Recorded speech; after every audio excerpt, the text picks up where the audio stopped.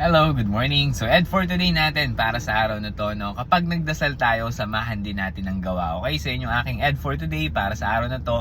At yun yung gusto kong bigyan ng personal opinion na personal na payo, no. So anyway, I think na bigyan ko na rin to ng personal payo, personal opinion before, no. Pero anyway, kung hindi pa man, eto na yun, okay. So kapag nagdadasal tayo ng anumang, kumbaga, hinihiling natin, no, via prayers or pagdadasal, no, samahan din natin ang gawa. Dahil wala din naman talagang silbi kung nagdadasal ka lang pero wala kang ginagawa. Kumbaga, nasa tao ang gawa pa din naman, no, nasa Diyos ang awa, may ganun ang kasabihan. Pero para sa akin, at personal opinion ko lang ito, no, kailangan kapag nagdadasal tayo, samahan natin ng gawa. Hindi pwede maghintay na lamang tayo ng resulta nang wala naman tayong ginagawa, di ba? Napaka, alam mo yun, wala kang ginagawa pero maghihintay ka ng output, no. So kumbaga, ang tamad-tamad mo naman, no. So in short, kapag nagdadasal ka, samahan mo rin dapat ito ng action, no. Kung may gusto kang gawin, may gusto kang makuha or makamit, no, samahan mo ito ng action, no. Kumbaga, kumilos ka. Like for example, kailangan mo maghanap ng panibagong racket or panibagong work. Syempre mag-apply ka, no, para makakuha ka ng panibagong, alam mo yun, racket or panibagong work.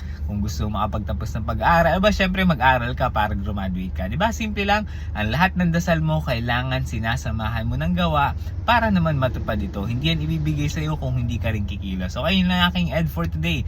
Kung nagugustuhan mo yung mga content at payo ko, huwag mo tayo like and follow ko sa Facebook, i-follow mo ako sa TikTok at mag-subscribe ka sa YouTube ko. Yun lamang. Salamat!